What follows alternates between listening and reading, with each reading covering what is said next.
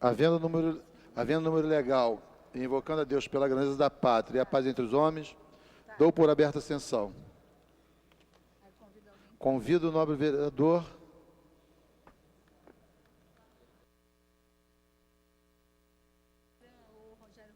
Dr. Eduardo Moura para proceder à leitura da ata da sessão anterior. Ata da 23ª sessão ordinária em 15 de abril de 2015. Presidência dos senhores vereadores Jorge Felipe, presidente, Carlos Caiado, primeiro vice-presidente, e professor Rogério Rocal, a convite. Às 14 horas, com a presença dos senhores vereadores, professor Célio Luparelli, César Maia, Tânia Bastos, Raimon, Jefferson Moura, Paulo Pinheiro, professor Rogério Rocal, Jimmy Pereira, Leonel Brizola, Ivanir de Melo, Júnior da Lucinha e Babá 12, assume a presidência o senhor vereador Rogério Rocal e ocupa o lugar de secretário o senhor vereador professor Célio Luparelli, ambos a convite. Encerra-se a sessão às 16 horas e 47 minutos. Aprovada a ata, passa ao grande expediente. O primeiro orador inscrito é o senhor vereador César Maia, que dispõe de 10 minutos. Senhor presidente, senhoras e senhores vereadores, presidente, eu tenho um hábito, há muitos anos, bota anos nisso, hein, e aumentou, melhorou com o Google, né, de pesquisar teses de mestrado, de doutorado, que foram aprovadas em universidades, em geral universidades federais ou PUCs, mas universidades federais, universidades públicas, né? E na semana passada, eu buscando um tema que é reforma eleitoral, textos, eu encontrei a tese de mestrado, cientista política, Universidade Federal de Pernambuco, de Manuela de Souza Pereira. Me interessou mais ainda pelo fato dela ter uma parte que ela trata de trabalhos de Pippa Norris, que é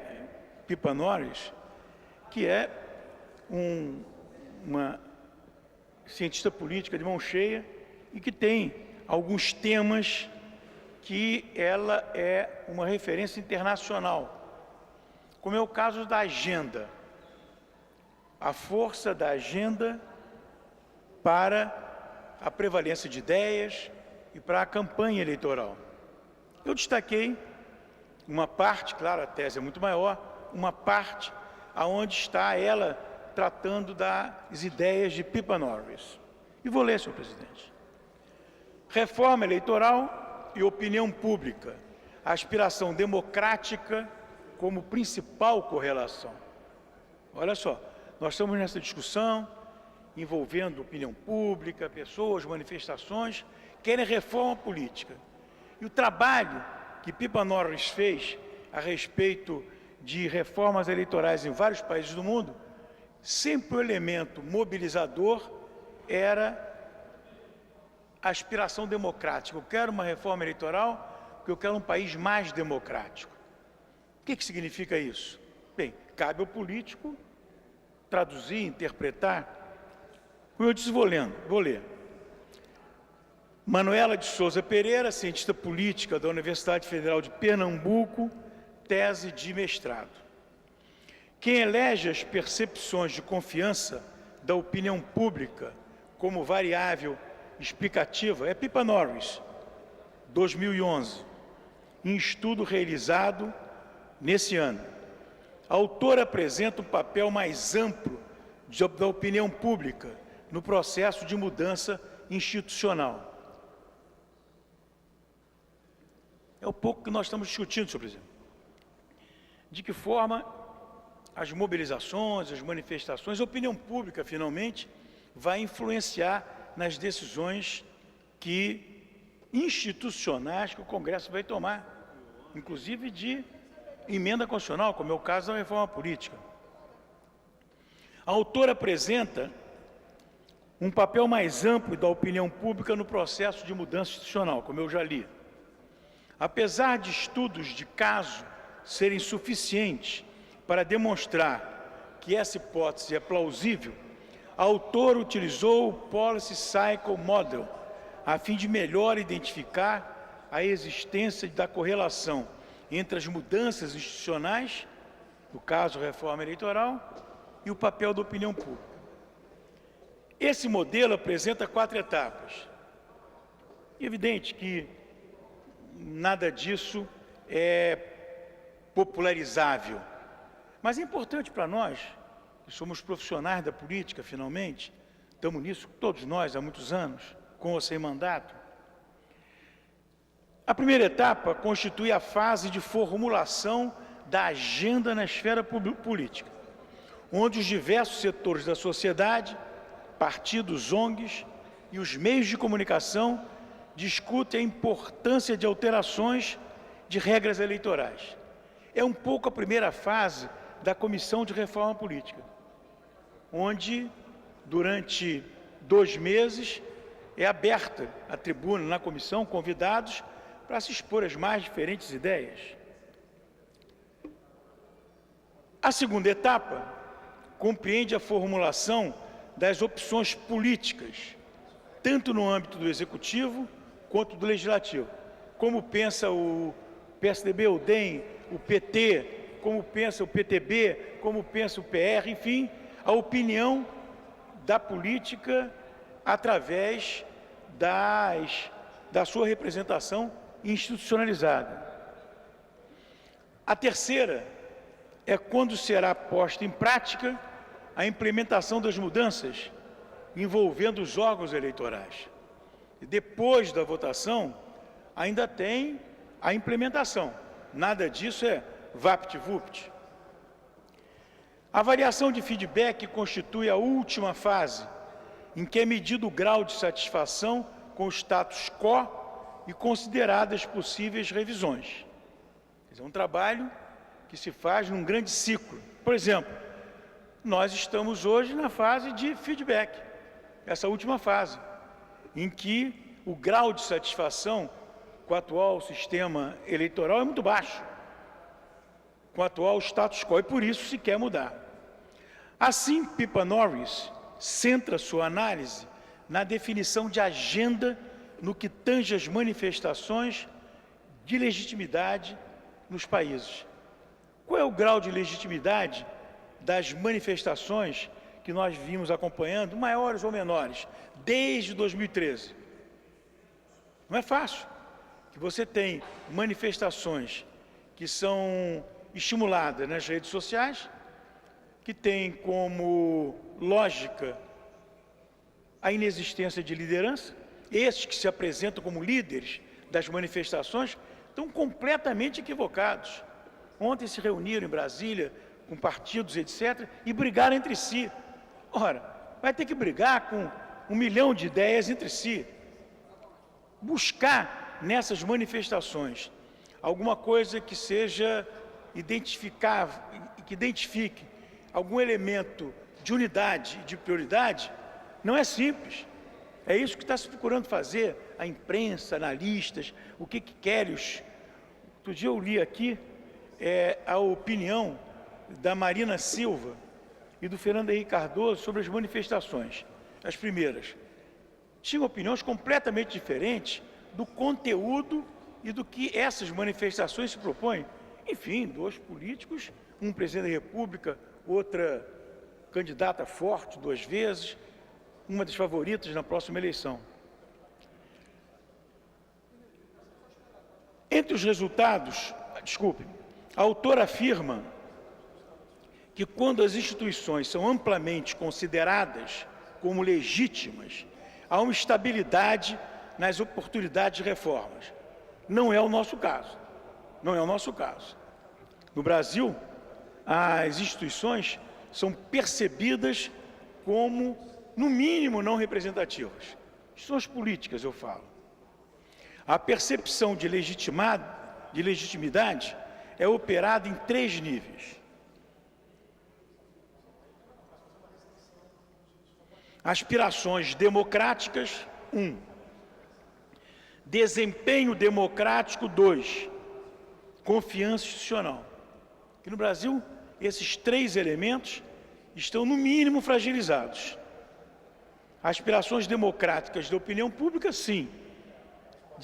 Dos partidos políticos, não. Desempenho democrático, não é isso que a opinião pública percebe.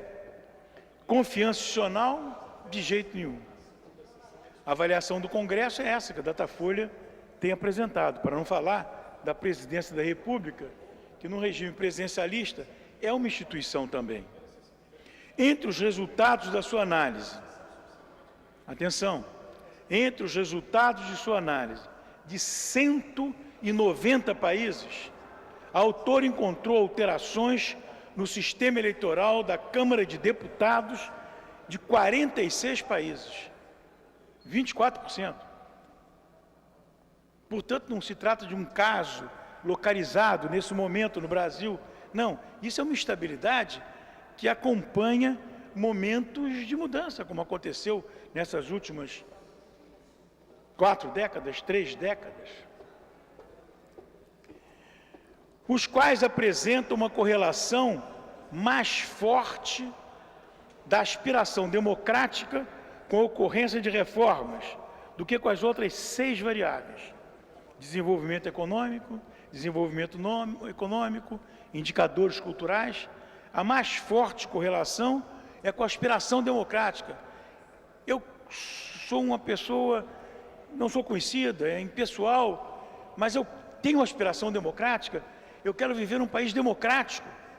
Você pergunta como é que vai o Congresso, vai mal, os partidos vão pessimamente, ninguém quer saber de partido, a Presidência da República, Deus me livre. Mas quando se pergunta, você quer um Brasil democrático ou você quer um governo vertical? A enorme maioria, cada pesquisa que se faz diz: eu quero um país democrático. Essa é uma aspiração. Como é que você linka essa aspiração com uma reforma eleitoral? Isso é um trabalho para operação política. A relação que o autor estabelece entre esta percepção, repetindo, e as reformas eleitorais é o que inspira a presente pesquisa. A Pippa Norris é de Harvard, da Kennedy School of Government, da Universidade de Sydney e do diretório do projeto eleitoral integrado. Senhor presidente, ontem, no jornal O Estado de São Paulo, apareceu uma matéria, espero que tenha sido lida pelas autoridades municipais, prefeitos, secretário de urbanismo, a secretaria, o IPLAN, etc., que é a crise do setor imobiliário. Quer dizer, nesse momento, não é o momento de realizar mudanças urbanísticas com fins imobiliários, porque elas serão, por definição, defensivas, especulativas. Elas não terão a cidade como objeto, nem tampouco a dinâmica orgânica do setor imobiliário. Vou ler a matéria do Estado de São Paulo. Vacância de imóveis, imóvel vazio, chegou a 12% em 2014. 2014 é o ano, mas é uma curva ascendente. Projeção de vacância dos escritórios é de 22%. Ou seja, se há algum tipo de expectativa de que os escritórios serão construídos no Porto Maravilha, não serão nos próximos anos. Então não adianta ficar aflito, buscando mais incentivo, buscando mais apoio, porque o mercado não compra. Ninguém vai investir para deixar um escritório fechado.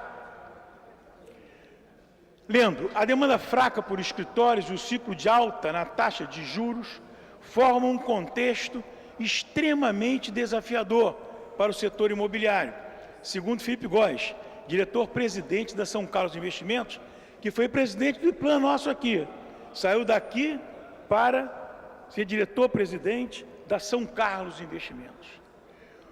Aspas, o momento atual é quase a tempestade perfeita para o setor.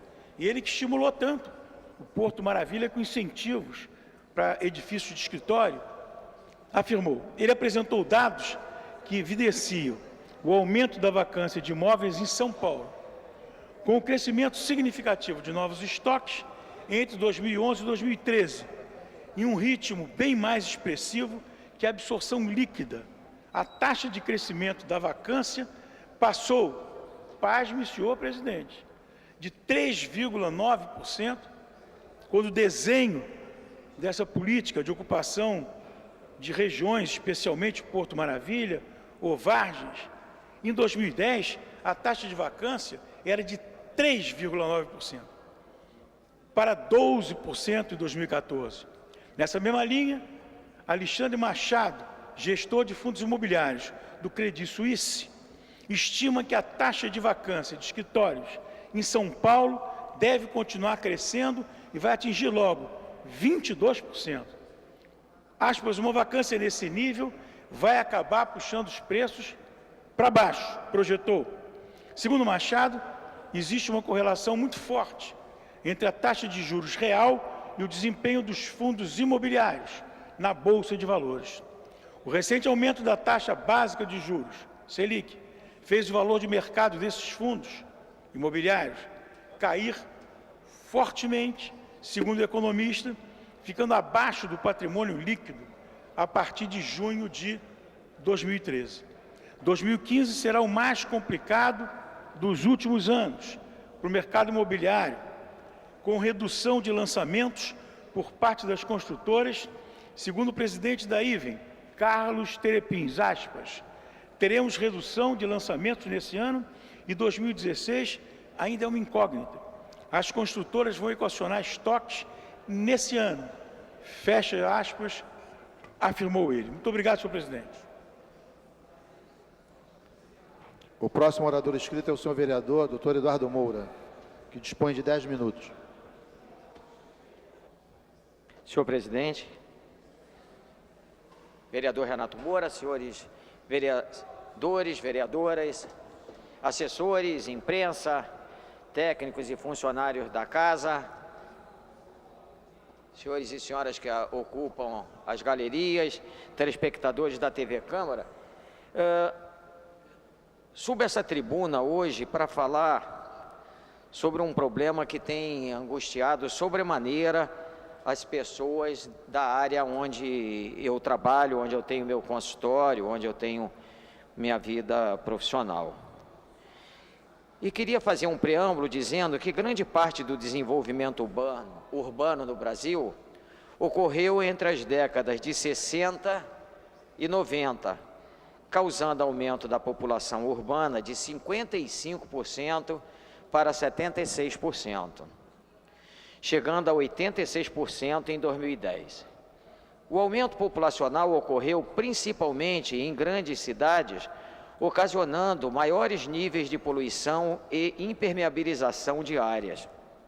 Os ciclos hidrológicos passam por alterações devido aos efeitos da urbanização, a canalização dos escoamentos, a impermeabilização do solo, a redução da evapotranspiração e do escoamento subterrâneo são alguns dos efeitos da urbanização, bem como a redução das áreas naturais de detenção e retenção das águas pluviais.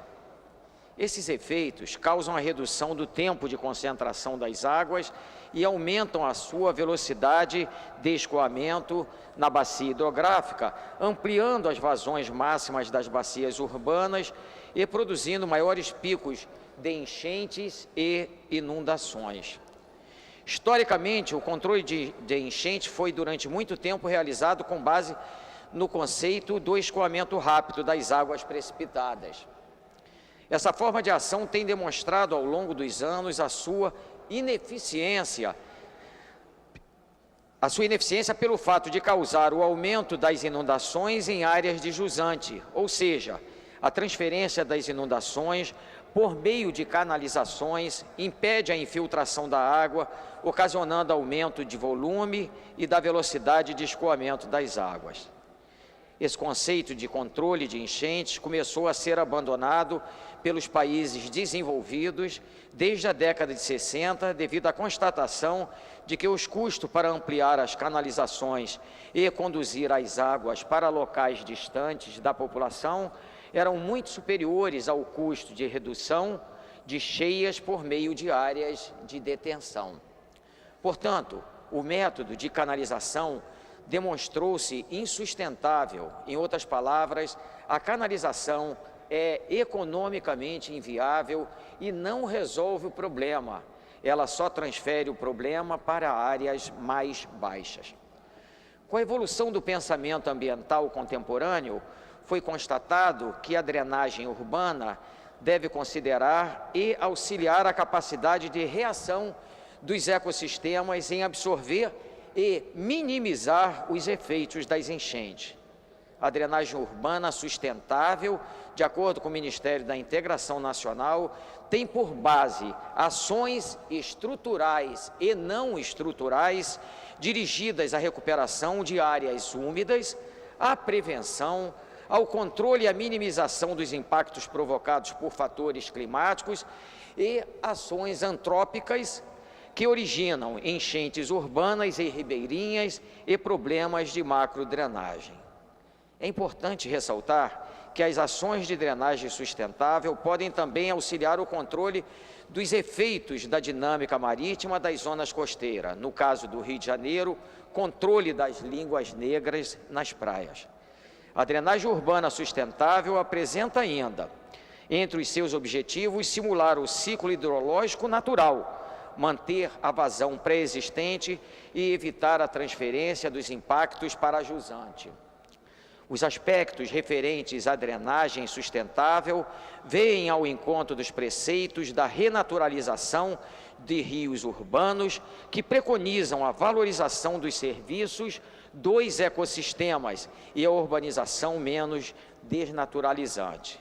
Portanto, é imprescindível que os gestores urbanos e ambientais, dentro de uma visão sistêmica, busquem a conservação e o uso racional das áreas que compõem as planícies de inundação, uma vez que estas são também essenciais para a contenção das cheias.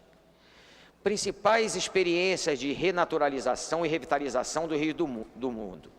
E eles citam, e eu gostaria de pedir ao presidente que permitisse que eu colocasse no bojo do meu discurso as ações exitosas que tiveram, mas eu gostaria de falar, de citar com mais ênfase sobre a implantação dos processos que podem viabilizar a renaturalização e revitalização de rios urbanos.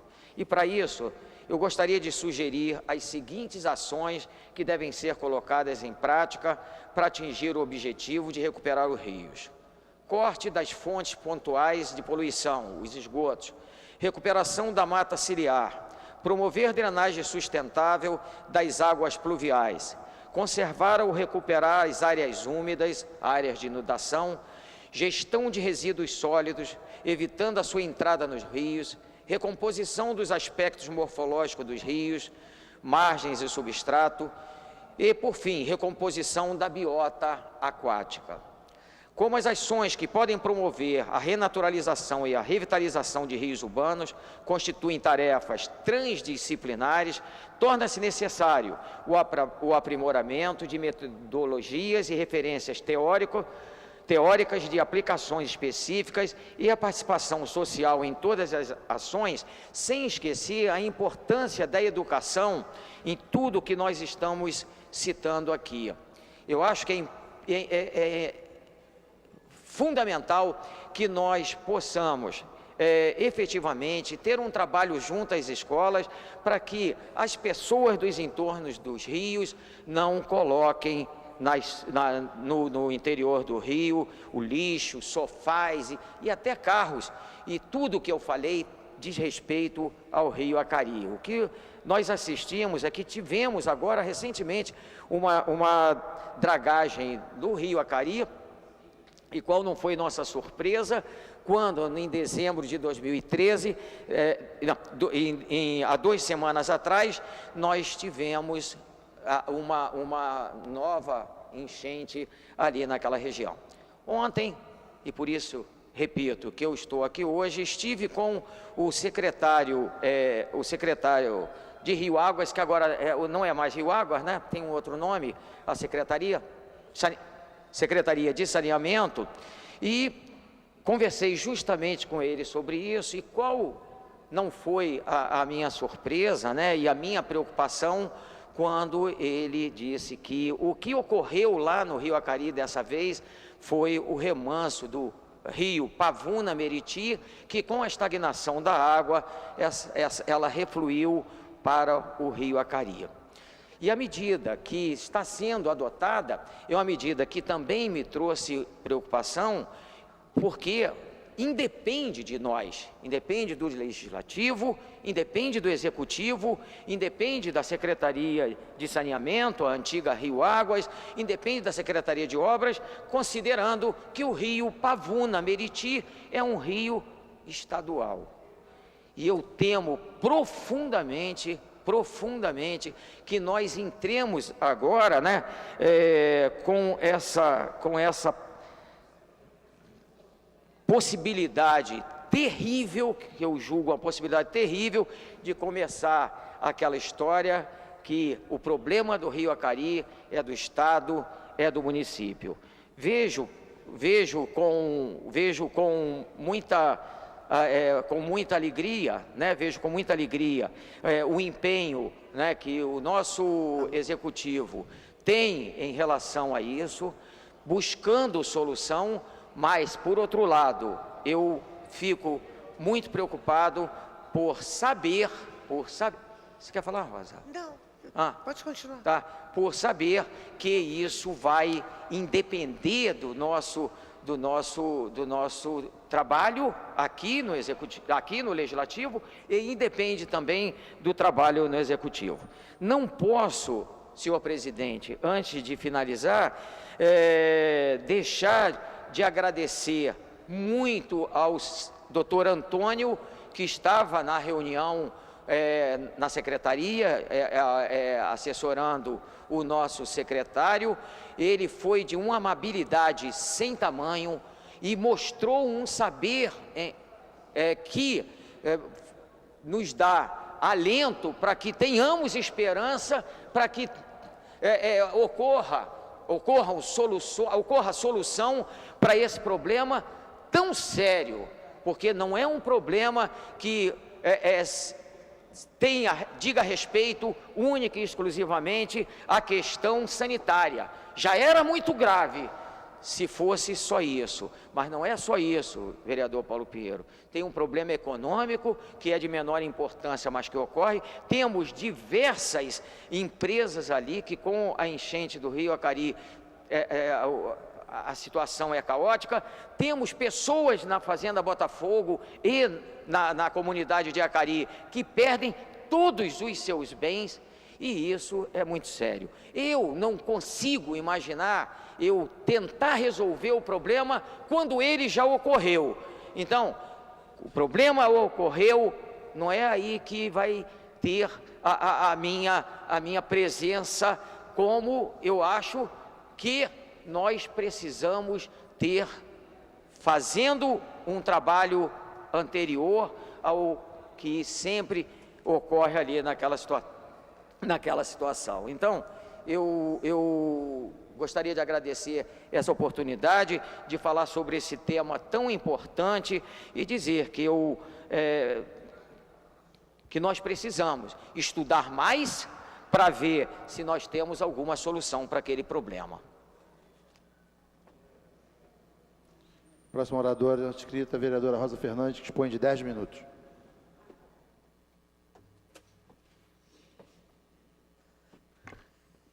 Senhor presidente, senhores e senhoras vereadores,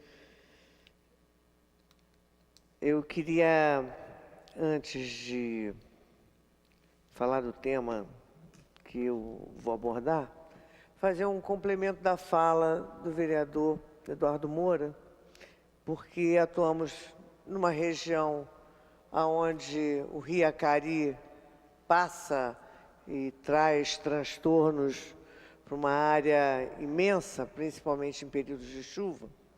E quando a gente fala de rio Acari, eu não posso esquecer de todo um processo iniciado na gestão passada, na gestão ainda do prefeito César Maia, onde nós fizemos um grupo de trabalho e discutimos a questão do rio Acari e foi levado ao governo federal a proposta de intervenção, a meu ver, no rio mais importante da cidade, apesar de não ter a visibilidade que gostaríamos que tivesse.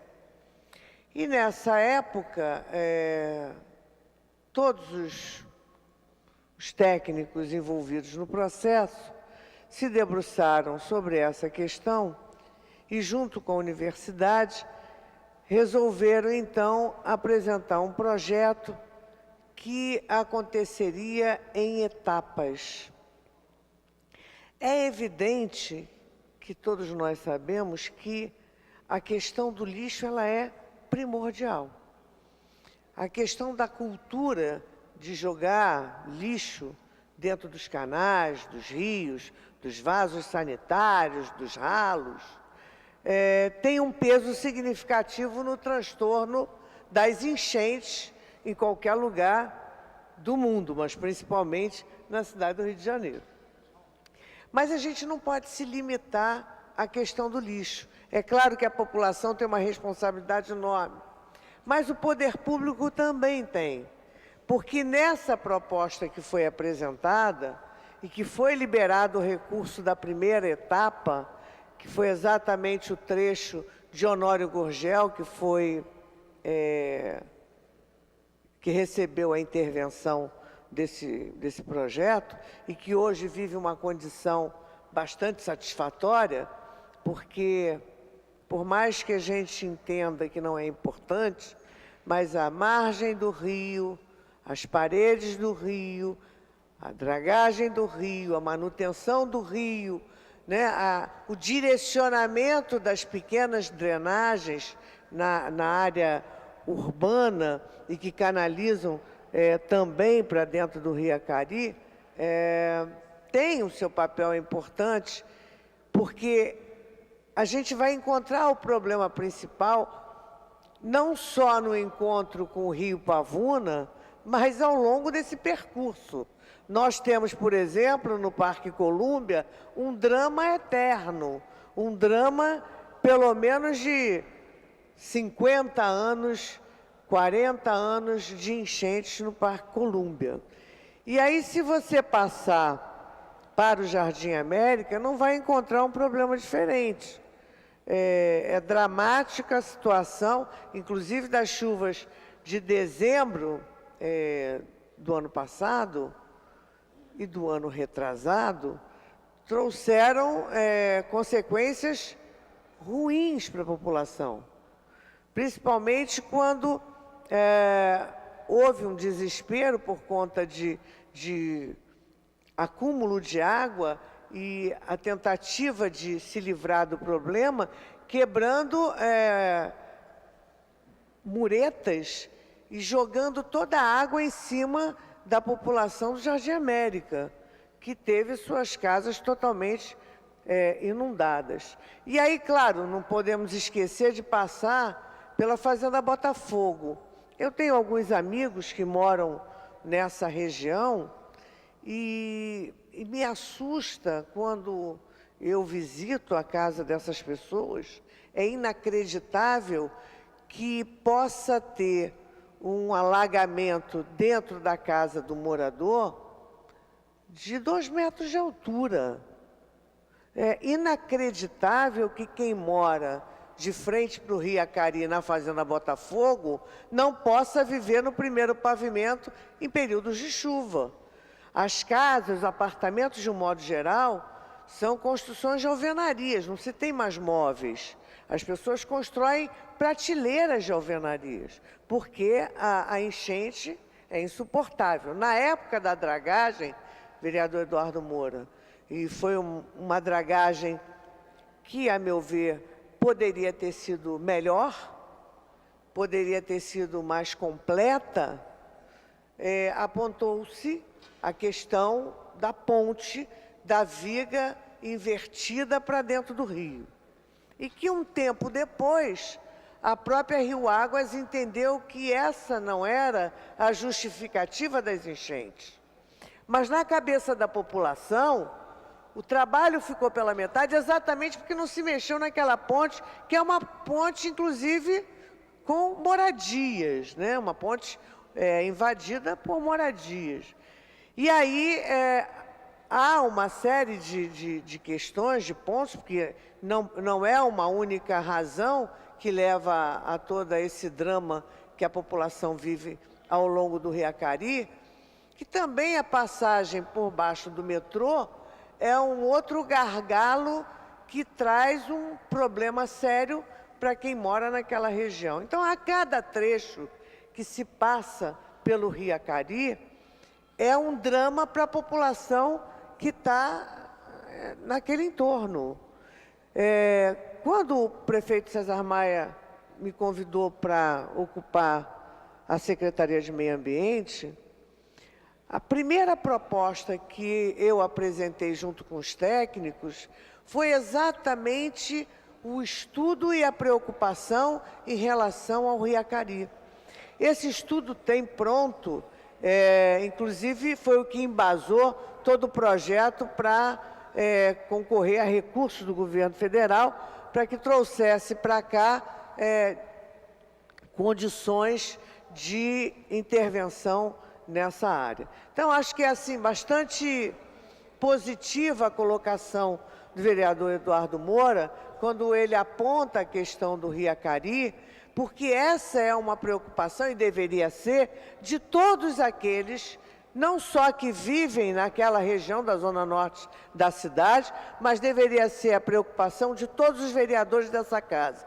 Porque o Rio Acari é o rio que mais traz transtorno para a cidade do Rio de Janeiro. É o rio que mais abala a uma parcela significativa da cidade do Rio de Janeiro. Então, o Rio Acari deveria ser emblemático e servir de referência para as nossas discussões em relação às enchentes da cidade do Rio de Janeiro. Mas eu queria aproveitar o dia de hoje e queria falar de uma das mais inteligentes comemorações dos 450 anos da nossa cidade. Foi muito bem planejada e executada pelo Jornal Extra, em parceria com a Prefeitura da cidade do Rio de Janeiro. O evento Rio 450, uma viagem no tempo, é composto de uma exposição itinerante para crianças e adultos, onde é possível ver imagens curiosas de outras épocas e a evolução dos bairros da cidade.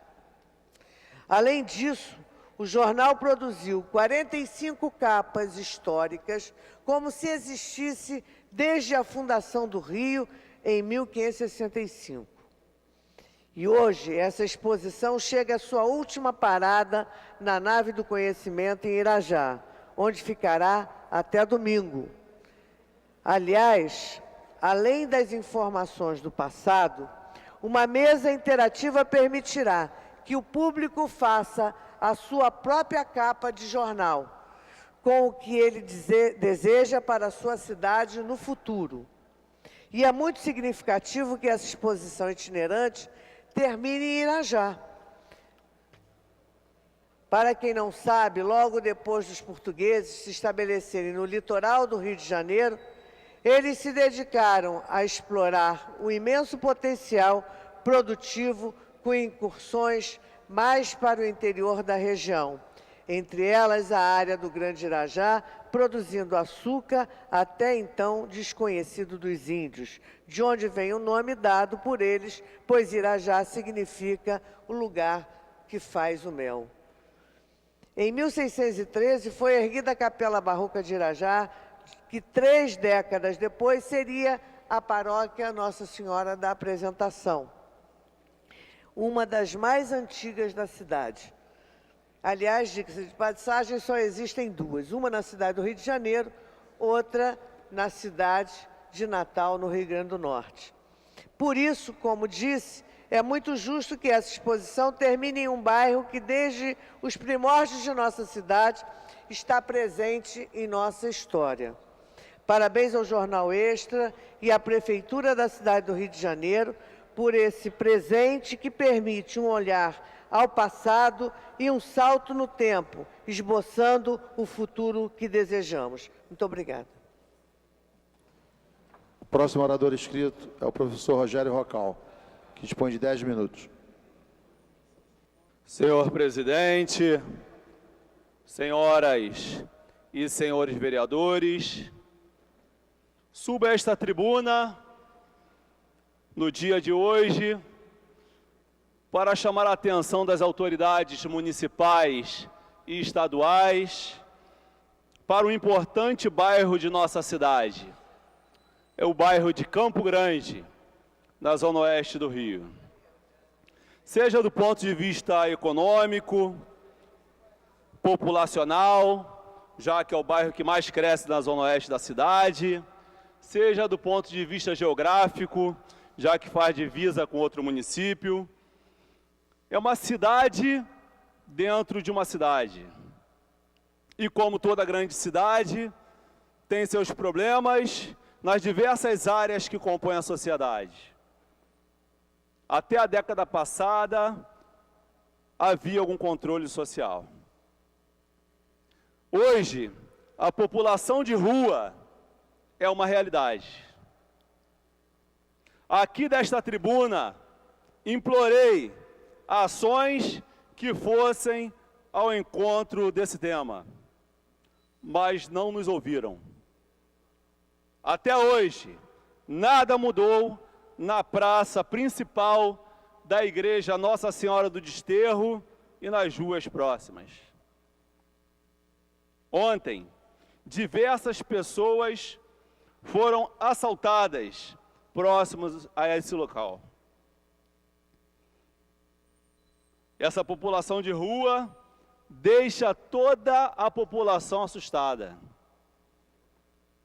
Infelizmente, temo o pior. E quando isso acontecer, teremos uma vida a menos, fruto desse descaso, já relatado aqui desta tribuna. A segurança pública também tem sido ainda um grande desafio para o nosso bairro. Ontem, o subtenente Kleber, um policial exemplar do 40º Batalhão local, foi brutalmente assassinado. E esse mesmo bando saiu às ruas do bairro, efetuando vários assaltos ao comércio local. Campo Grande está um verdadeiro faroeste. Mas o tema que mais me chamou a atenção, senhor presidente, foi o destaque ontem no RJTV sobre o Hospital Estadual Rocha Faria. Vamos assistir o vídeo. Eu vou mostrar para você imagens agora do desrespeito aos pacientes em hospitais públicos. A gente foi com uma microcâmera até o Hospital Estadual Rocha Faria, ali em Campo Grande, na Zona Oeste.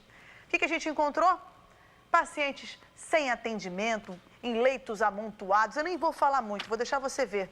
Veja com a Anne Lotterman e com a Márcia Brasil. As enfermarias estão lotadas. Os leitos ficam lado a lado, praticamente colados um no outro. Repare neste paciente. Ele está internado, mas não tem leito e fica numa cadeira. Como não há espaço, este senhor está na porta da enfermaria, já no corredor do hospital. Na enfermaria de mulheres, a mesma situação. As pacientes estão amontoadas. Na emergência, as macas também ficam nos corredores. E os pacientes parecem abandonados. Esta mulher não tem onde sentar e recebe o soro em pé. A dona Georgina, com suspeita de infarto, tinha passado a madrugada sentada.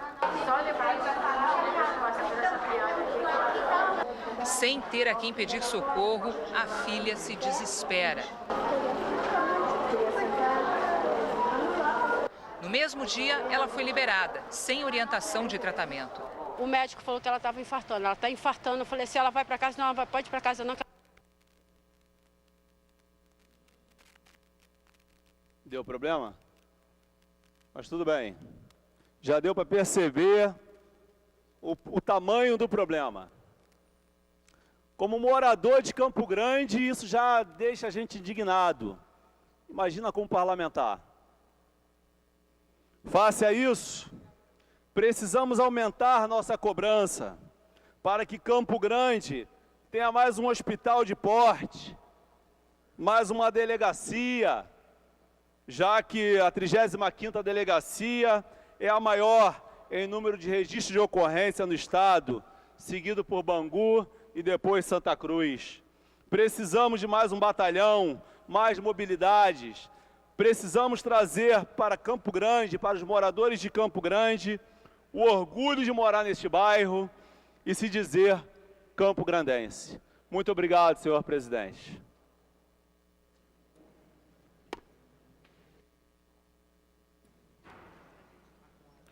Próximo orador inscrito é o vereador César Maia. Dispõe de 10 minutos. Senhor presidente, senhoras e senhores vereadores, eu volto à tribuna.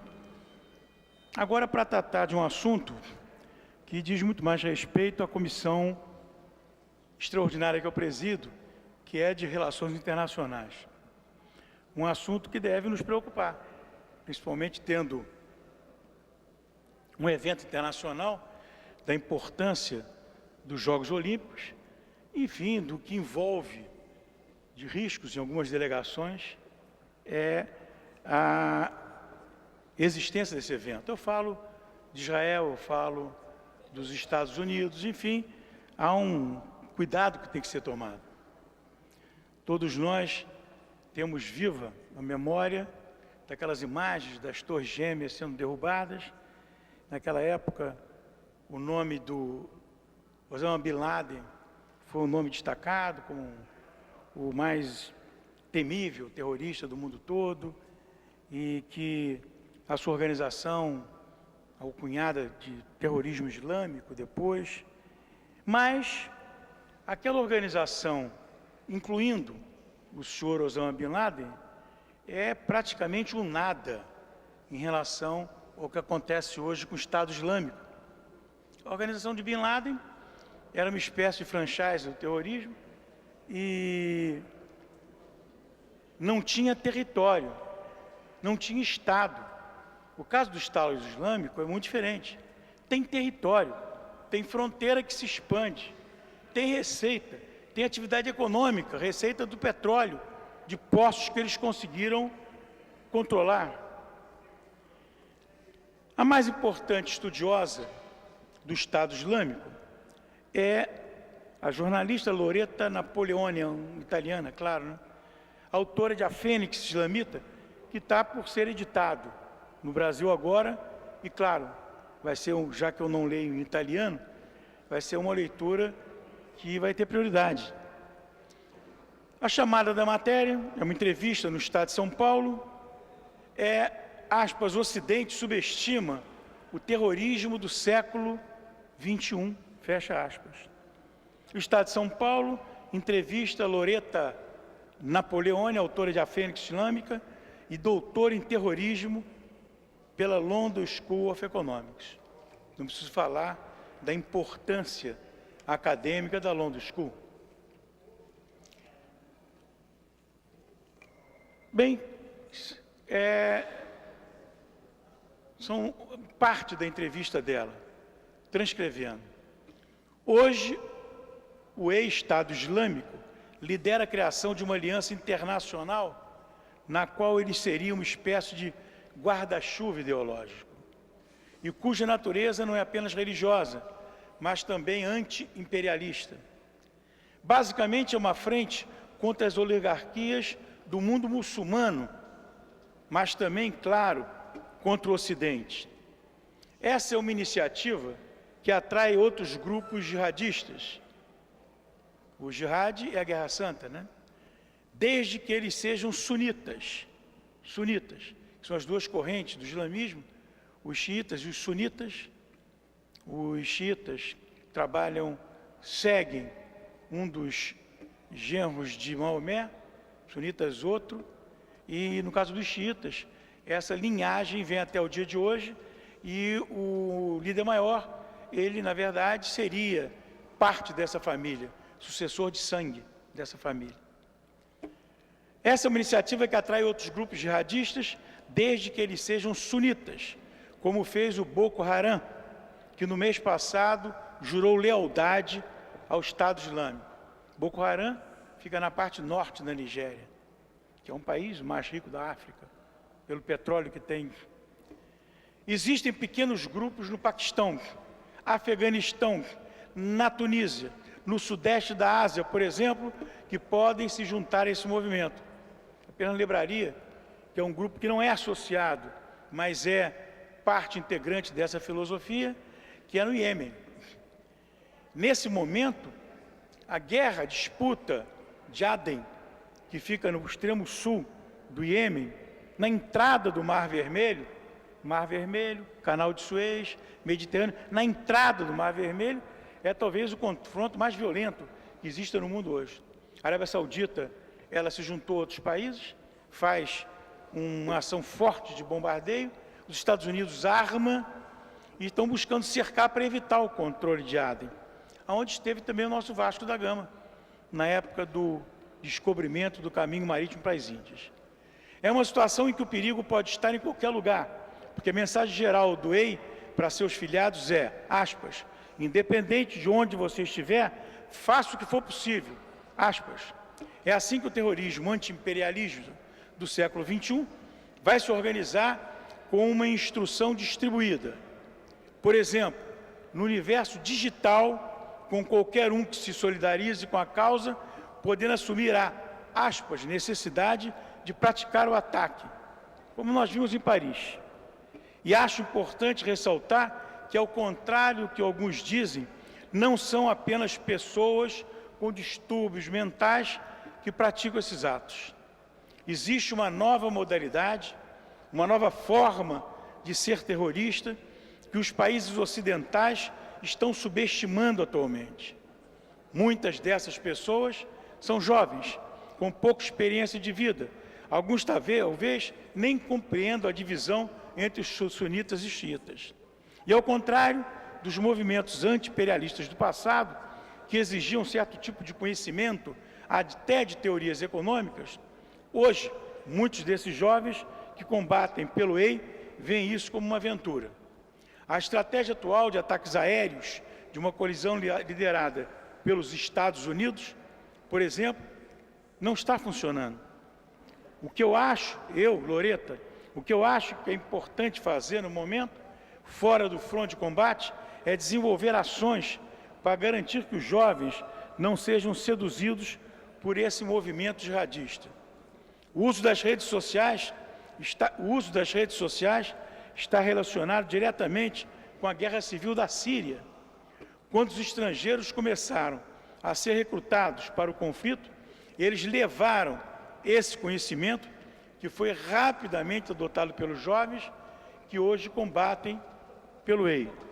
O exemplo mais emblemático, sem dúvida, é o surgimento do Jihad John, militante que foi famoso após vídeos, britânico, inglês ele, após vídeos com a decapitação de jornalistas que foram divulgadas pela internet e que reflete a supremacia do EI na região e é a propaganda perfeita para atrair novos membros para o EI. Lembro, senhor presidente, que a preocupação é tão grande que na Europa, na Alemanha, na França, na Inglaterra, há um trabalho de inteligência diretamente voltado a jovens que eles desconfiam que estão se mobilizando, adquirindo algum tipo de contato e que se mobilizam em direção à Síria para dali entrar na parte da Síria que é controlada pelo Estado Islâmico. Então, era isso, senhor presidente.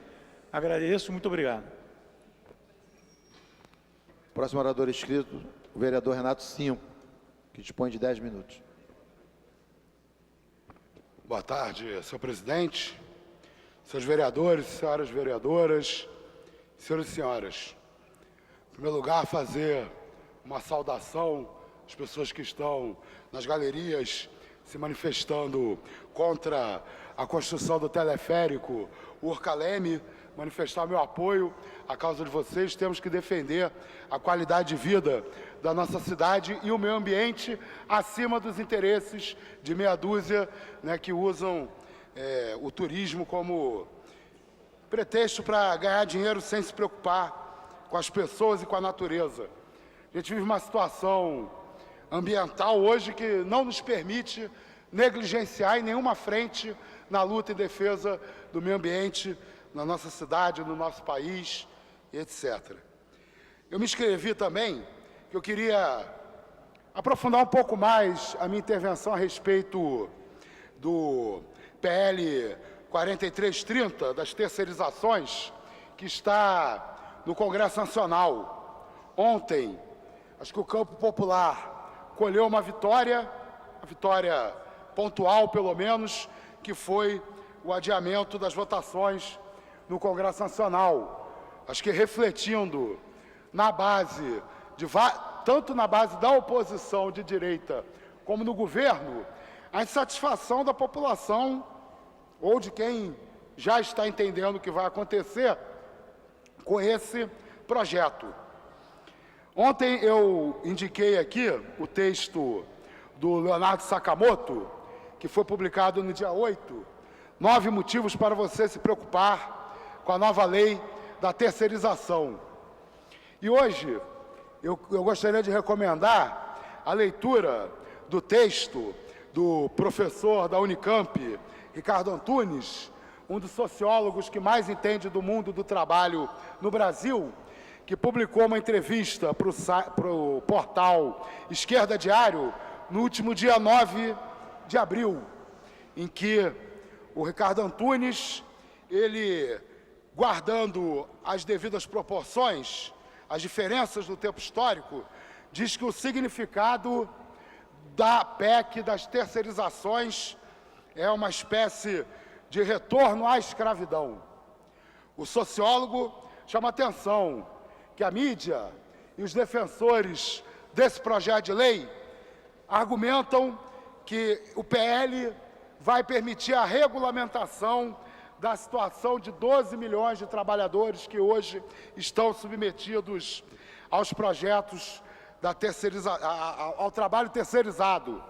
Acho que, na verdade, a aprovação desse projeto de lei vai ampliar a desregulamentação para mais 40 milhões de trabalhadores.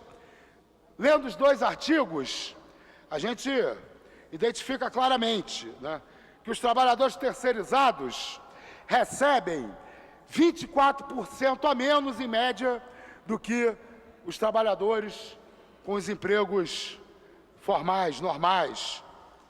Os trabalhadores terceirizados trabalham pelo menos 3 horas a mais por semana do que os trabalhadores contratados diretamente. Isso provavelmente vai aumentar o desemprego. E segundo o texto aqui do Sakamoto, se os trabalhadores terceirizados deixassem de trabalhar essas 3 horas a mais, seriam abertos mais de 880 mil postos de trabalho no mercado brasileiro. Quer dizer, a terceirização hoje já desemprega e a ampliação da terceirização vai desempregar ainda mais. Os trabalhadores terceirizados são os que mais sofrem acidentes de trabalho. Na Petrobras, 80% dos mortos em serviço entre 95 e 2013 eram subcontratados. Os trabalhadores terceirizados estão mais submetidos à discriminação no local de trabalho e ao assédio moral do que os trabalhadores contratados diretamente. A ampliação da terceirização dificulta a luta dos trabalhadores, fragmenta as categorias. Dentro de uma mesma empresa, numa mesma seção, nós poderemos ter trabalhadores com patrões diferentes, trabalhando para empresas diferentes, tendo que se sindicalizar em sindicatos diferentes, dificultando ainda mais o lado dos trabalhadores nas negociações. São inúmeros argumentos que indicam que o PL das terceirizações pode representar o maior retrocesso para a regulamentação, para os direitos dos trabalhadores, desde décadas e décadas no nosso país. Ontem, nós do Partido Socialismo e Liberdade participamos em todo o país de manifestações contra o PL das terceirizações. Manifestações que unificaram, inclusive, movimentos sociais de oposição e movimentos sociais que apoiam o governo federal e outros governos no nosso país. Hoje, o Partido Socialismo e Liberdade vai novamente às ruas. Aqui no Rio de Janeiro, a partir das 17 horas, estaremos nos concentrando na Cinelândia para a nossa manifestação, cujo slogan é "A saída é pela esquerda". E nós vamos às ruas hoje, porque nós entendemos que a luta contra as terceirizações é fundamental, é essencial, mas não é a única batalha que a classe trabalhadora brasileira precisa enfrentar nesse momento. Nós estamos vivendo, tanto na esfera nacional, como na esfera estadual e na esfera municipal, a transferência dos ônus da crise econômica para a classe trabalhadora. Todas as propostas de ajuste que são apresentados pelo governo Dilma são propostas que atingem os direitos dos trabalhadores, propostas que atingem direitos previdenciários, propostas que atingem direito dos trabalhadores a receberem o seguro-desemprego, corte nos investimentos do Ministério da Educação, corte nos investimentos na saúde. Querem transferir a conta para os trabalhadores, como se os trabalhadores tivessem provocado essa crise, como se a crise econômica que nós estamos vivendo não fosse uma crise provocada justamente pela submissão do nosso Estado aos interesses do grande capital. Desde 1988, o povo brasileiro espera a regulamentação do imposto sobre as grandes fortunas. Desde 1988, o povo brasileiro espera a realização da auditoria da dívida pública. Temos até hoje no Brasil um sistema tributário que é o Robin Hood às avessas. No Brasil, quanto mais pobre você é, mais os impostos pesam sobre a sua renda. É o Robin Hood ao contrário. Na hora de gastar os gastos públicos, o principal gasto do Estado brasileiro é com a remuneração dos títulos da dívida pública, que beneficiam apenas os 2% das famílias mais ricas do país. Fomos às ruas, junto com os movimentos sociais, lutar contra o PL das terceirizações, mas conclamamos o povo brasileiro, os movimentos sociais, a derrotar a política do ajuste fiscal da presidente Dilma e do ministro Levi nas ruas. Não podemos sair às ruas apenas para protestar contra a corrupção. Precisamos lutar sempre contra a corrupção, mas precisamos estar nas ruas também defendendo os direitos dos trabalhadores e das trabalhadoras. A direita no Brasil está aproveitando o momento político de extremo desgaste da ex-esquerda, representada pelo partido Ex dos Trabalhadores, para tentar aprovar a pauta o mais conservadora possível no Congresso Nacional. Atacam os direitos dos trabalhadores, aprovam o projeto proto-fascista de diminuição da maioridade penal. Querem aprovar o Estatuto da Família e o Estatuto do Nascituro para sepultar de vez os direitos dos homossexuais, os direitos das mulheres que querem fazer o aborto. E também apresentam uma pauta política conservadora do ponto de vista econômico. Precisamos resistir o desgaste mais do que merecido do PT e do governo Dilma Rousseff não pode continuar a servir de pretexto para o avanço de pautas conservadoras que não trazem benefício nenhum para a população brasileira.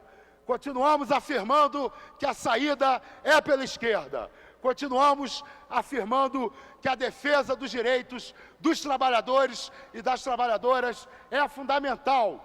Não podemos deixar que o povo brasileiro seja iludido pelos grandes monopólios dos meios de comunicação, pelos partidos de direita tradicionais, pela nova direita que está convocando as manifestações, como a do dia 15, que falam da corrupção, mas se calam diante do maior ataque aos direitos dos trabalhadores, que é o projeto de lei das terceirizações.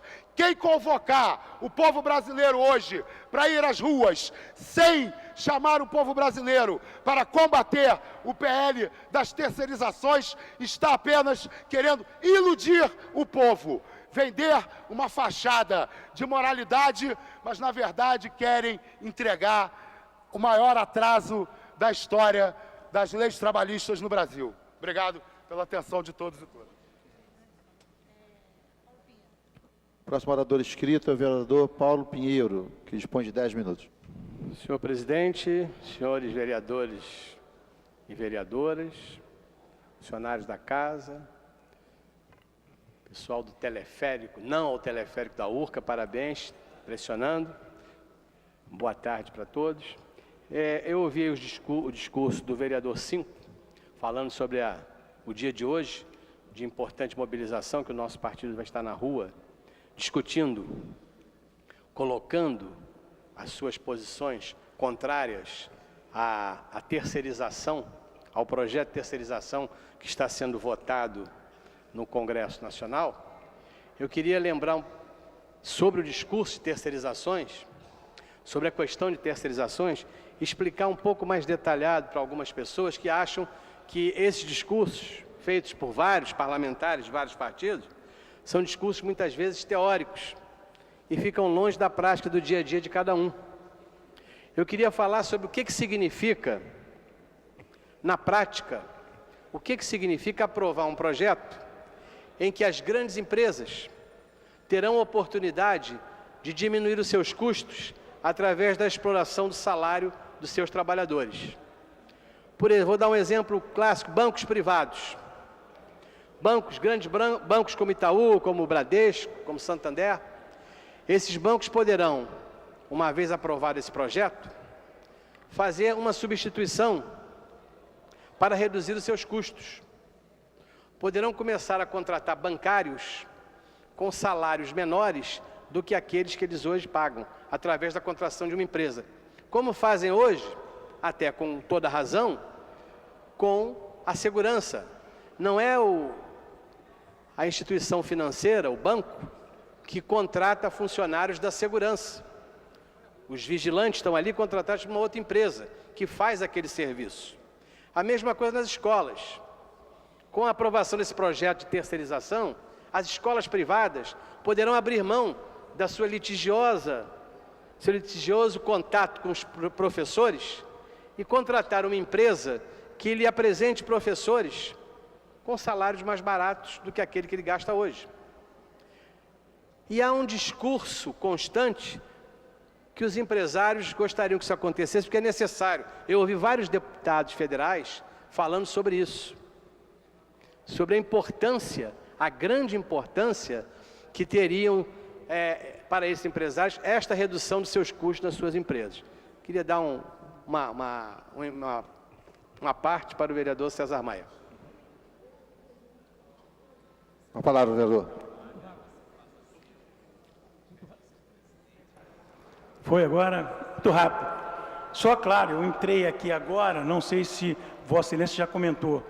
O caso das OS, isso é um escândalo gigantesco, que está terceirizando a atividade fim, bota o nome de OS para dizer que não é uma empresa, e é uma empresa. Exatamente. Ontem aqui na Câmara eu fiz um discurso sobre isso e iria complementar. Muito obrigado, prefeito, está mostrando um exemplo. Eu estou dizendo, nós estamos discutindo, às vezes achamos que os parlamentares fazem discursos muito teóricos, a prática está debaixo do nosso nariz. Eu estou dando um exemplo de entidades privadas, porque de entidades públicas, o Rio de Janeiro já começou a fazer isso há algum tempo. A partir de 2009, atividades fim, como são atividades de médicos, enfermeiros, farmacêuticos, odontólogos, que tradicionalmente sempre foram funcionários públicos, concursados, estatutários. E o que aconteceu no governo municipal, no governo estadual, foi exatamente isso.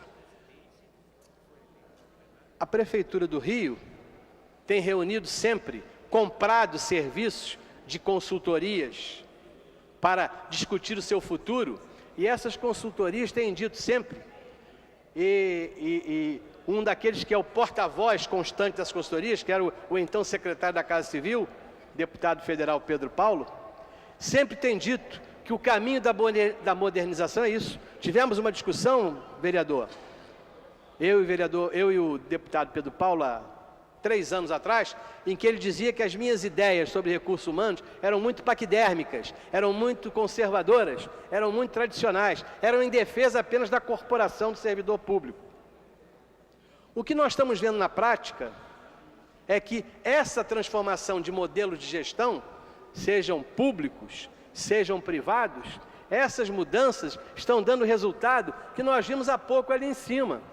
Vimos o vereador Rocal apresentou um vídeo sobre o hospital Rocha Faria, que é um hospital estadual em Campo Grande, que tem parte, por exemplo, da sua gestão entregue a uma organização social. E o resultado apareceu ali. É o resultado que se tem com os serviços terceirizados da saúde aqui no Rio de Janeiro, que o governo do Estado já fez e que o governo federal já fez. E essas terceirizações, elas vêm com muitas fantasias. Elas vêm com fantasias. Eu vou até usar o exemplo do teleférico, não o que vocês não querem, mas outro que a população acabou engolindo. Eles fazem o teleférico no lugar em que eles acham que tem que ser feito, por exemplo, no Alemão. E depois, quem operacionaliza aquilo é terceirizado. É a Supervia quem faz a gestão do teleférico lá do Alemão. Ou seja, a terceirização está contaminando todos os setores. Então, eu acho que é importante que os trabalhadores, que a sociedade em geral entenda isso, porque isso vai chegar perto de cada um. Não é somente do funcionário de baixo salário, é do funcionário de salário médio e outros funcionários. Os profissionais das atividades fins, como professor, como médico, enfermeiro, como outras da área da cultura, serão transformadas em serviços terceirizados, serviços em que a qualidade não melhorou em nada. Se você pegar hoje aqui no Rio de Janeiro, o que foi terceirizado pela Prefeitura, por exemplo, que é através de organizações sociais, nós estamos gastando quase 50% do orçamento da saúde para entregar isso na mão de terceiros, cujo resultado final está mais próximo da porta da polícia do que da porta do atendimento à saúde.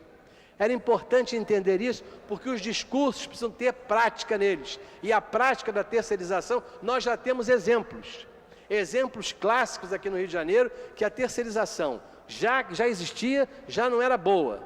E esta agora, que a lei federal tenta impor ao povo brasileiro, é realmente um dos maiores atrasos e teremos repercussões nisso, porque o cidadão comum é muito interessante ouvir de alguns jornalistas que dizem o seguinte: mas o cidadão não quer saber se é público, se é privado, ele quer ser atendido. Muito bem, então nós estamos mostrando agora que os que estão privatizados estão atendendo pior do que aqueles que são públicos. Era importante entender que este é o caminho. E o que nós temos, vereador César Maia, que o senhor me aparteou em relação a isso. O que nós temos na prática aqui na Prefeitura? A Prefeitura caminha, a administração da Prefeitura, do atual prefeito César Maia, do atual prefeito Eduardo Paes, ela caminha a cada momento para acabar com o servidor público. Antes de discursar aqui agora, eu estava recebendo ali uma série de funcionários, e no auditório tem outro grupo de funcionários da Prefeitura reunidos, que nós estaremos daqui a pouco lá também falando. São funcionários administrativos da Secretaria, da Prefeitura do Rio de Janeiro, de várias secretarias. São um total, vereador César, de 7.500 servidores administrativos. Qual é o desejo da Prefeitura em relação a esses servidores? Terceirizar. Por que isso? Os servidores estão discutindo um plano de cargos, carreiras e salários para eles, não é aquele da discussão que nós tivemos aqui da saúde. Esse é outro. O que eles disseram? A mesma conversa que ouvimos aqui na audiência pública, que o secretário discursou, dizendo o seguinte: nós queremos que os servidores da saúde nos mandem propostas de plano de cargos. Pois vamos à prática. Os servidores administrativos fizeram isso. Acreditaram. Acharam que a Prefeitura dizia a verdade. E o então secretário da Casa Civil, Pedro Paulo, pediu a eles isso: me mandem o plano, que nós teremos o plano. Pois bem, o plano está aqui pronto. O plano dos administrativos está aqui pronto. Os senhores sabem quando isso aqui foi entregue? Quando é que está em discussão com a Prefeitura? Desde 2009. 2009, 10, 11, 12, 13, 14. 6 anos e 4 meses. O que aconteceu? Este plano daria o quê? Melhores condições de trabalho e uma carreira para o servidor público administrativo, como nós estamos pedindo para o servidor público da área da saúde.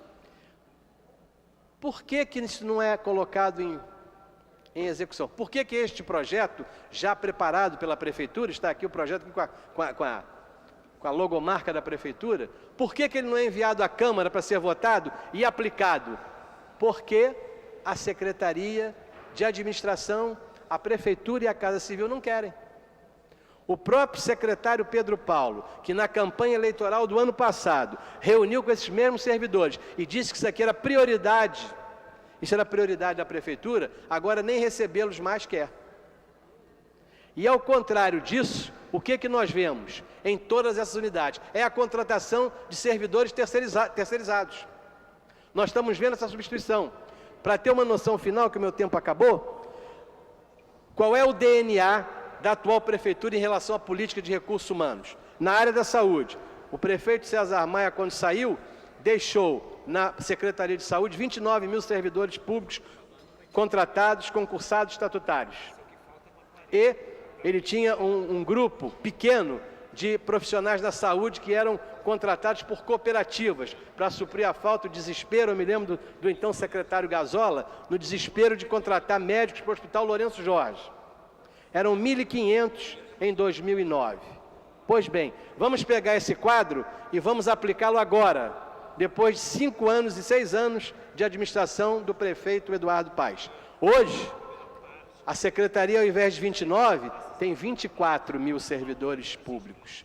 Por que perdeu 5.000? Porque os concursos não fidelizaram esses profissionais, os salários pagos são indignos e as pessoas não fazem concurso público. E o que aconteceu com os terceirizados, que eram 1.500 no final do governo anterior e no início desse? Hoje são 21.000 contratados por OS. Isso é o DNA.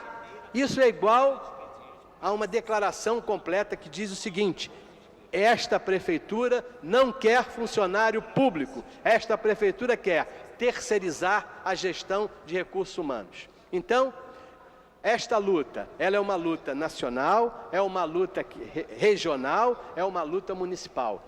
Estes serviços feitos por esses 20.000 servidores melhoraram a qualidade da saúde? Absolutamente. o que nós estamos vendo é que o atendimento continua com os mesmos problemas. Vimos ontem na televisão o SER do Hospital Miguel Couto, com as pessoas não atendidas em cadeiras, sentadas 8 horas para atendimento. Estamos gastando menos porque esse novo modelo de gestão dá à OS a capacidade e a rapidez de não fazer licitação. O que é que nós estamos tendo? Escândalos, compra de medicamentos superfaturados no Hospital Pedro II de Santa Cruz, compra de medicamentos acima do registro de preço da Prefeitura no SER Leblon. Então, senhores, é preciso que nós saibamos entender isso, que isto é para todos. Isso tem repercussão em todos nós. Terceirizar não é a melhor solução. E isto não é um discurso nem ideológico nem político. Ideologicamente, politicamente, eu sou absolutamente contrário à terceirização. Mas é uma discussão também daquilo que já aconteceu. É uma avaliação do exemplo que a Prefeitura do Rio e do Governo do Estado nos dão do que significa terceirizar atividades fim, o que significa terceirizar serviços públicos de saúde, educação, cultura e etc. Muito obrigado, senhor. O próximo orador é o vereador Babá, que dispõe de 1 minuto.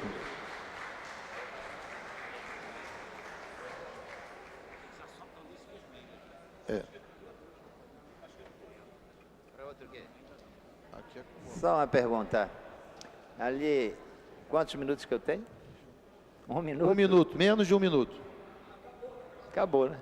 Não, eu queria primeiro dizer que nós já estamos junto ali aos companheiros que estão nessa mobilização e, ao mesmo tempo, convidar a todos a participarem do ato que nós faremos aqui, do PSOL, aqui na Cinelândia a partir de 18 horas, que o companheiro Renato Cinco já falou. E, ao mesmo tempo, agradecer ao vereador César Maia por ter me dado um livro importante de presente, que é Os Malandros Desconsolados, o diário da primeira greve geral no Rio de Janeiro, ao qual agradeço e farei uma boa leitura. No outro momento, nós nos pronunciaremos mais. Encerrada a primeira parte, passa a segunda parte. Não havendo orador escrito, a presidência franqueia a palavra. Com a palavra, franqueado o vereador Babá.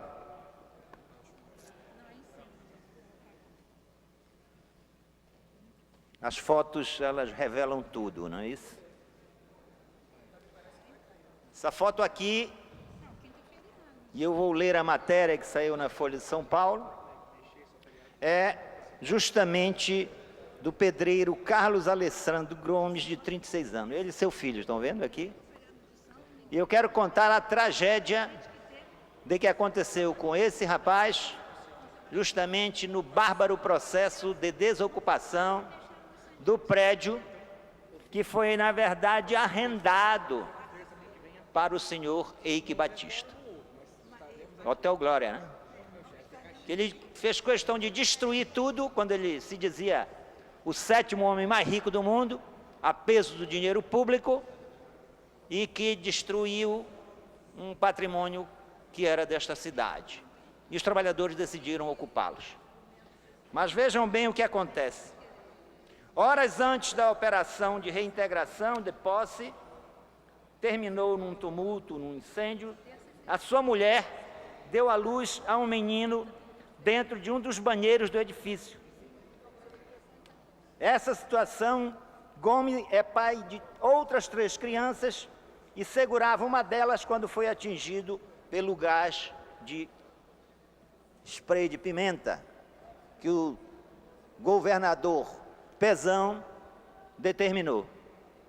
Quando, na verdade, quem deveria estar preso era o seu amigo Eike Batista por ter roubado dinheiro público. E diz aqui a matéria o seguinte: na madrugada de última terça-feira, minha mulher disse que estava com fome, por ter pedido de uma grávida, eu saí para comprar a comida. Já fazia 1 semana que o nosso grupo havia ocupado o prédio do Eike Batista, que não era nem do Eike Batista, mas ele tinha arrendado. Quando voltei, os policiais que monitoravam a invasão disseram que eu não poderia entrar. Havia algo de errado. Comecei a perguntar pela minha mulher, até que me deixaram passar. Dentro do prédio, me aproximei do banheiro e fiquei apavorado. Era sangue por todos os lados. Soube que ela havia sido levada para um hospital e fiquei desesperado.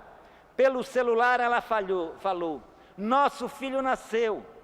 Não consegui acreditar. Ela estava grávida de apenas 5 meses. Ainda soube que o moleque caiu no vaso sanitário. Fiquei com medo de perder os 2. Sempre morei em Duque de Caxias, região metropolitana. Eu era pedreiro, mas ficou difícil arrumar emprego. Em 2014, me mudei para a favela do Jacaré e consegui trabalho. Por ser uma comunidade com o PP, o valor do aluguel no Jacaré aumentou muito. Perdi meu emprego e fui expulso da kitnet onde morava, porque não tinha mais como pagar o aluguel. Fiquei sem opção, não tinha mais nada a não ser uma cama, um fogão e uma geladeira. No dia em que fui despejado, soube que moradores da rua estavam vivendo em terreno abandonado que pertencia à Telerge, antiga empresa do Rio. Como me tornei um deles, fui para lá com mulher e 3 filhos, Maria Isabela, de 9, Carlos, de 4 e Anderson, de 1. Acabamos expulsos, mudamos então para um terreno da SEDAI, onde novamente fomos obrigados a sair. Após um protesto na frente da prefeitura, comecei a receber um aluguel de R$ 400 por mês. Além disso, fazia muitos biscates como pedreiro. Era o suficiente para alugar um barraco no Complexo do Alemão. Após algum tempo, o pagamento foi cortado e voltei para a rua. Com as pessoas da ocupação da SEDAI, descobrimos que o prédio do Flamengo era um grande prédio que estava abandonado. Decidimos, então, iniciar a ocupação. Lá dentro havia muita sujeira, ratos e fezes e pombos, por todos os lados. Foi isso que o Eike Batista deixou. Mas ainda era melhor do que estar com os meus filhos na rua. Sou trabalhador e se tiver que catar latinha, vou catar. Se tiver que limpar fossa, vou limpar. Só não posso deixar meus filhos com fome. Ao sair de lá, fui agredido quando eu estava com meu filho nos braços, que é esta foto que vocês veem aqui. Um policial jogou sprays de pimenta na nossa direção, por isso a criança está aqui chorando. Não havia razão para isso. Não tinha briga nem confusão. Esta é a segunda ocupação que enfrento com o recém-nascido. Continuo na luta para não sei quando levar o bebê quando ele sair do hospital. É essa situação, senhores, que leva o senhor Pezão, o mesmo que nesta foto que mostrei aqui, que está junto aqui com quem? Com o Eike Batista, o Pezão, o ex-governador Sérgio Cabral e o prefeito. Um sorriso sempre cínico. Né? Estão aqui juntos com esses corruptos. Aqui. Essa companhia do Eduardo Paes. Entendeu? Mas mais, nós queremos dizer ainda também que aqui, na verdade, tem uma foto que eu mostrei anteriormente, que está o querido secretário do prefeito Pedro Paulo, junto com Pezão, com Lula, com Cabral e com Eduardo Paes. Rindo de quê? Rindo da classe trabalhadora. E quero ler algo para vocês aqui, que mostra, na verdade, que o Lula está coerente com esta foto aqui. E vou dizer por quê. Ontem, quando o tesoureiro do PT foi preso, qual a razão de ele ter sido preso? E aqui diz, para o Ministério Público, o petista ignorou denúncia anterior e desafiou instituições. Isso publicado no jornal O Globo de hoje. As irregularidades cometidas pelo tesoureiro do PT, João Vacari, e quando foi diretor financeiro e presidente da Cooperativa Habitacional dos Bancários de São Paulo, de 2004 a 2010. Foram apontados pelo Ministério Público Federal como uma das razões que levaram o juiz Sérgio Moro a decretar a prisão preventiva do dirigente petista. Segundo os procuradores do Ministério Público, Vacari já utilizou recursos da Bancop para repassá-los ao PT, sendo denunciado à Justiça, e por isso mesmo assim repetiu o crime com a utilização de verbas da Petrobras para doação ilícita. Mas o mais grave vem aqui embaixo. Em entrevista ontem em Curitiba, o procurador Carlos Fernando dos Santos Lima, do Ministério Público Federal do Paraná, lembrou que Vaccari é acusado de desviar recursos da Bancop para o PT desde 2004. Para ele, a denúncia anterior não intimidou o tesoureiro, que age como se desafiasse as instituições. Em 2010, Vaccari foi denunciado pelo Ministério Público de São Paulo por estelionato, pelo desvio de recursos da cooperativa, que lesou milhares de cooperados que pagavam prestações de imóveis que nunca receberam. Aliás, alguns deles receberam. A juíza Cristina Leite Costa, da 5ª Vara Criminal de São Paulo, aceitou a denúncia em novembro de 2010 e, em meados desse ano, deve dar sentença no processo que envolve Vaccari e outros 5 ex-dirigentes da entidade. A gestão de Vaccari na Bancop, vejam bem, deixou um prejuízo de pelo menos 100 milhões de reais. Apesar de 3.000 imóveis não terem sido entregues aos cooperados, dirigentes petistas associados à Bancop receberam o seu. Caso do ex-presidente Luiz Inácio Lula da Silva, que adquiriu em 2005, vejam bem, um triplex no Guarujá, avaliado entre 1,5 a 1,8 milhões de reais.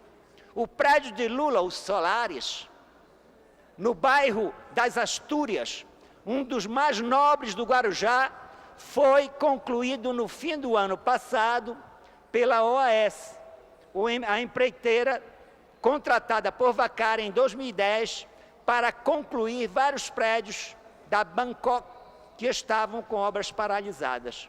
A OAS é uma das empreiteiras investigadas pelo Lava Jato. Ora, vejam, senhores, o Lula, o ex-operário metalúrgico, foi um dos poucos que recebeu da cooperativa dos bancários o seu imóvel, o triplex de luxo, numa praia, numa dos locais mais caros do Guarujá. É por isso, senhores, que justifica essa foto do Lula aqui, junto com Cabral e Pezão, que estão sendo indiciados pelo Ministério Público, também por desvio de 30 milhões de reais na Operação Lava Jato. Estão todos eles aqui sorridentes, apontando o dedo para o querido candidato do prefeito Eduardo Paes, o seu querido secretário Pedro Paulo. E esta foto aqui, esses dedos aqui, serão como uma metralhadora eleitoral contra o candidato do prefeito. Porque nós faremos questão de mostrar esta foto para saber com quem esses senhores estão juntos e com quem Pedro Paulo está sendo apoiado. É essa a vergonha desta nação, onde o ex-dirigente metalúrgico, dirigente de greves importantes, fundador do PT, hoje está ao lado dos corruptos porque se sente um deles. Porque ele, ao receber o seu triplex de luxo da cooperativa dos bancários, quando 3.000 bancários não receberam, e essa cooperativa, dirigida justamente por quem? Pelo Vaccari. Tem tudo a ver, senhores, é uma vergonha para esta nação. E isso, na verdade, que Lula está aí a tentar implementar o processo, na verdade, da terceirização, junto com o senhor Eduardo Cunha, que também, presidente da Câmara, é um dos indiciados, junto com Renan Calheiros, na operação de Lava Jato. Ora, vejam, presidente do Senado, presidente da Câmara, estão aí juntos com Lula, fazendo um jogo de quem? Um jogo da corrupção e um jogo dos banqueiros, o jogo das empreiteiras. Por isso, companheiros, estão aqui lutando para não ao teleférico Urca Leme, Como é que vão gastar dinheiro para beneficiar apenas uma empresa, para destruir, na verdade, o meio ambiente, como o senhor Eduardo Paz está fazendo aqui na Marina da Glória, onde hoje ele está derrubando árvores, a revelia da decisão de Ministério Público, que amanhã haverá uma audiência pública, lá no Ministério Público, ele vai lá e acelera a obra para derrubar árvores, patrimônio desta cidade, para também entregar esse espaço da classe trabalhadora, da população do Rio de Janeiro, para empresas privadas. É isso que eles querem fazer ao teleférico aqui. Isso é lamentável. Nós queremos colocar essa situação porque isso nos deixa, na verdade, bastante indignados. Porque o que nós temos visto aqui são esses ataques que eles vêm sendo feitos, tudo por mão da iniciativa privada, que se apodera desta cidade. É assim que eles querem fazer ao teleférico da Urca Leme. Não, o teleférico é uma bandeira dos companheiros, não. É uma bandeira dos trabalhadores desta cidade. Não é apenas dos moradores de lá. Como também, senhores, nós queremos dizer que a Marina da Glória, ela é um patrimônio da cidade do Rio de Janeiro. E está lá o cínico Eduardo Paz, com o outro cínico famoso, Eike Batista, junto com quem? Com o Pezão e com o Sérgio Cabral. Os dois aqui, como eu falei ontem, não podia ser Pezão o nome dele. Desde a infância, as pessoas vão tomando determinados vícios, que seria melhor chamar o Pezão de mão grande. Porque ele foi atrás de 30 milhões de reais, junto com o Sérgio Cabral, de desvio do dinheiro da população, e ainda se arvora o direito de mandar policiais reprimirem, jogar spray de pimenta no olho de bebês, de criança. Um pai que teve a sua mulher, tendo um filho, pela tensão toda do pelotão de choque, com 5 meses, companheiros, 5 meses. Não bastasse a morte da criança no Alemão, assassinada por um policial militar, eles ainda se arvoram ao direito, o mão grande que governa esse Estado no momento, a mandar o pelotão de choque para proteger o patrimônio do seu companheiro corrupto, Eike Batista. Mas parece que corrupto tem um polo de atração, não é não? Eles se atraem. Tem algo que os atrai. E o que os atrai é o dinheiro público. É o roubo do dinheiro público. E é por isso que o Lula se dá o direito hoje de receber, vejam bem, um triplex de luxo lá em Guarujá. Essa situação, senhores, os trabalhadores estão dando respostas. Ontem foi uma resposta que nós demos contra o PL 4330 para privatizar os trabalhadores desse país. E essa situação não vai ficar impune. Nós estamos com o nome de todos os traidores deputados aqui do Rio de Janeiro, que votaram na PL 4330, como trabalhadores do Brasil inteiro saberão dar a sua resposta a esses deputados que votaram no PL 4330. Essa situação, queremos colocar aqui, companheiros, que esse escândalo que nós estamos vivendo no país, porque a verdade dos fatos é que ninguém muda do dia para a noite. O Lula vem mudando com o tempo. Desde quando foi presidente do sindicato, assumiu a presidência do PT, foi se transformando numa liderança nacional, mas não soube respeitar essa liderança que os trabalhadores lhe deram. E o elegeram e o reelegeram presidente da República.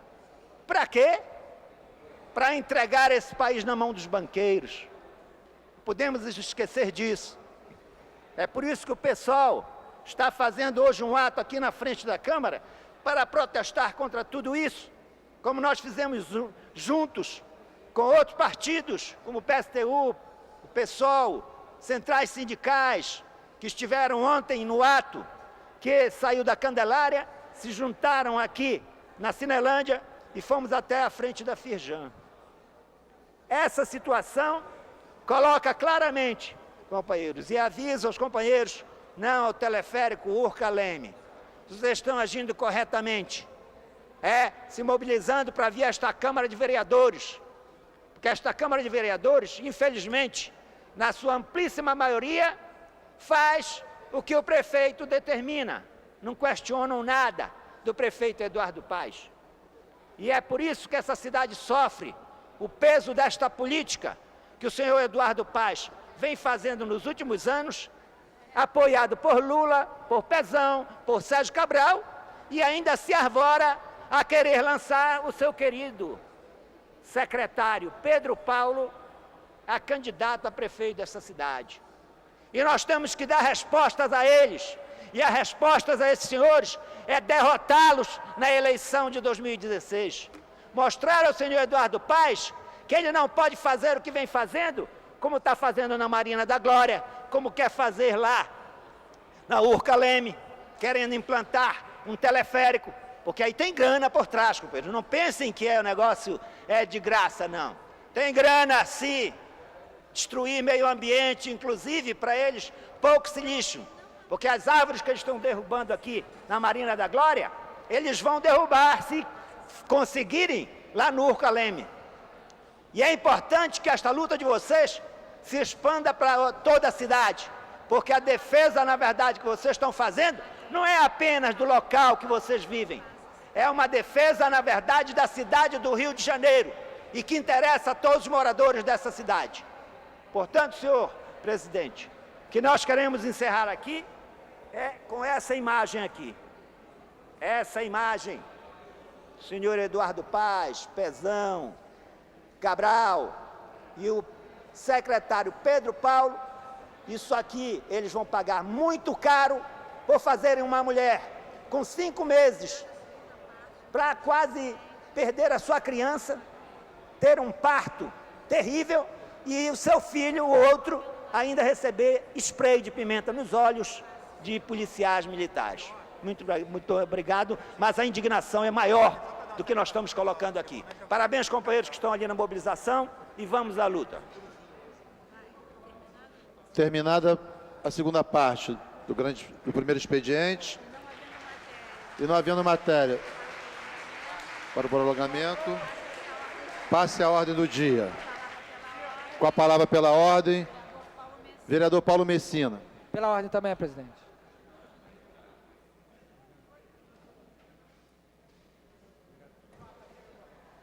Obrigado, presidente, caros colegas. Queria primeiro saudar e dar as boas-vindas aos moradores do Leme, da Urca, aqui ao esse plenário. Aqui é a casa do povo, a casa de vocês, sejam bem-vindos. É um orgulho para essa casa poder atender e representar os anseios da população, e é uma alegria. Acho que eu falo em nome de todos os vereadores aqui, tomo a liberdade de falar em nome de todos os vereadores, para nós que trabalhamos aqui muitas vezes sem nem sermos acompanhados. Quando a gente olha para uma galeria cheia de vocês acompanhando o nosso trabalho, a alegria de quem está aqui é muito grande. Trabalhamos aqui todo dia e queremos sempre que vocês estejam acompanhando o nosso trabalho. E estar representando o anseio de vocês, para nós é uma dupla alegria. Sejam bem-vindos a essa casa.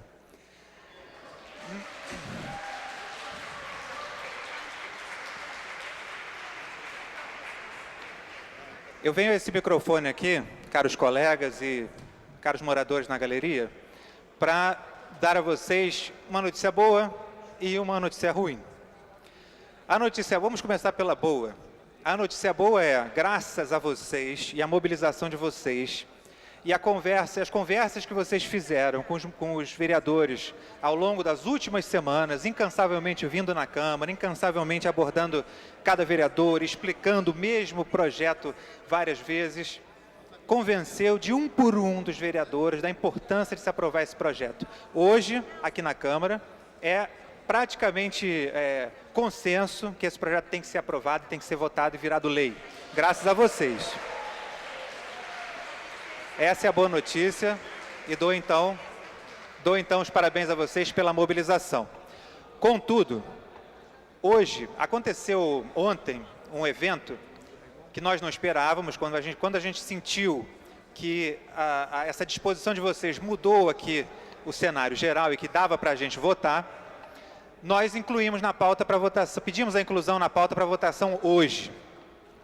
Só que ontem aconteceu um imprevisto, não sei se vocês sabem, mas está em discussão em Brasília a reforma política.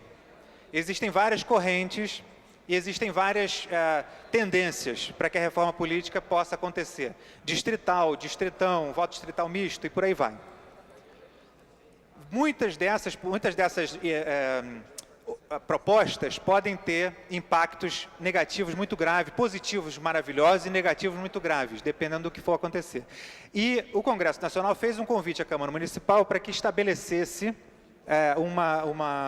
um grupo de trabalho e que fosse até Brasília. Isso foi ontem.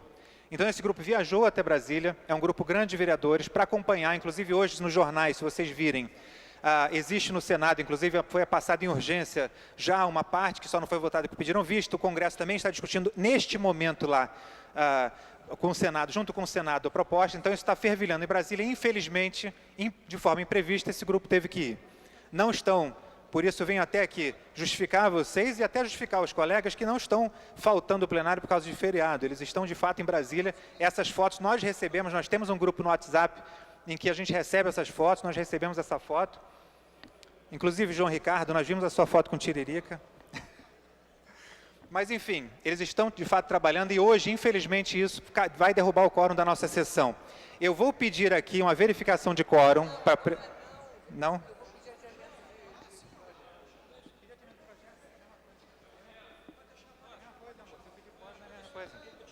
É uma coisa. Eu vou pedir a verificação de quórum, até para a gente verificar se tem ou não quórum. Se tiver quórum, nós propomos a votação. Se não tiver, nós vamos, até para vocês não ficarem esperando, esse projeto inserido na pauta, ele seria o 7º ou 8º da pauta, quer dizer, mais uma meia hora, 1 hora para votar. Mas não adianta esperar e todo mundo ficar se não houver quórum. Então vamos resolver isso logo e, não havendo, nós marcamos para a semana posterior ao feriado. Agora, fica a boa notícia de que, graças à mobilização de vocês, gostaria de reiterar isso. O sentimento geral é favorável ao projeto, favorável a vocês. Solicito então, presidente, a verificação. Júnior. Vou pedir? Posso pedir? Você ia falar alguma coisa? Solicitado. Verificação de quórum, por favor. Solicitação a verificação de quórum. A presidência pede aos vereadores que ocupem suas bancadas. Primeira bancada. 4 vereadores. Segunda bancada. 7 senhores vereadores. Terceira bancada. 1 senhor vereador. Quarta bancada. 2 senhores vereadores. Pela ordem. Mesa 1. Pela ordem.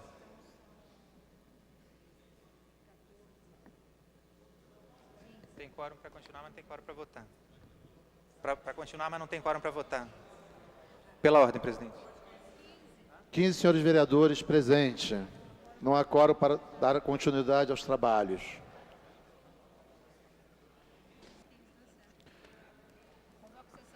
Convoco a sessão ordinária para a próxima quarta-feira, às 14 horas. Está encerrada a sessão.